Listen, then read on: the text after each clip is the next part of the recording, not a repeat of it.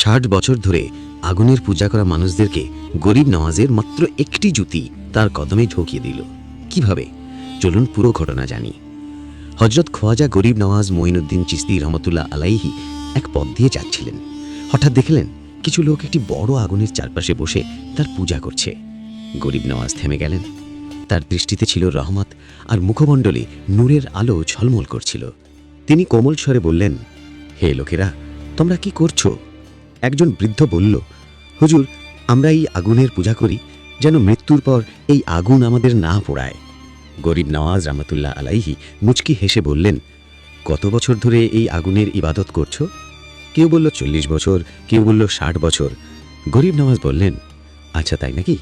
তাহলে তোমরা হাত রেখে দেখো এই আগুনের ওপর, দেখি সে কি তোমাদের চিনতে পারে। সবাই একে অপরের দিকে তাকালো। কারও সাহস হলো না। সবাই চুপচাপ মাথা নিচু করে রইল। তখন গরিব নওয়াজ নিজের জুতি খুলে মুচকি হেসে বললেন, মঈনুদ্দিনের শরীর তো আলাদা কথা, যদি সাহস থাকে আগে আমার এই জুতিটাকেই জ্বালিয়ে দেখো। তিনি জুতিটি আগুনের ওপর রাখলেন। শিখা দাও দাও করে জ্বলে উঠল, অঙ্গার উড়তে লাগলো। কিন্তু কয়েক মুহূর্তের মধ্যেই সেই আগুন ঠান্ডা হাওয়ায় পরিণত হলো। অঙ্গারের জায়গায় যেন ফুল ফুটে উঠল, আর বাতাসে ইত্তের সুগন্ধ ছড়িয়ে পড়ল। সবাই অবাক হয়ে তাকিয়ে রইল। এ কেমন জাদু, এ কেমন কারামত! এরপর গরিব নওয়াজ হাত বাড়িয়ে জুতিটি তুলে নিলেন। জুতি একেবারে অক্ষত, একটুও পড়েনি। লোকেরা কেঁদে ফেলল, চোখে পানি চলে এলো। একজন বলল, বাবা, আমরা তো বছরের পর বছর এই আগুনের পূজা করছি, কিন্তু আপনার হাত কিভাবে পড়ল? গরিব নওয়াজ বললেন, আমি আগুনের ইবাদত করি না, আমি সেই খোদার ইবাদত করি যিনি এই আগুনকে সৃষ্টি করেছেন। তাঁর কথা তাদের হৃদয়ে গভীরভাবে নেমে গেল।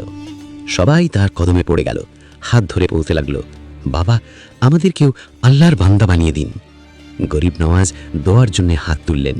চারদিকে রুহানি শান্তি নেমে এলো, আর সেই মুহূর্তেই তাদের অন্তরে ঈমানের নূর ভরে গেল।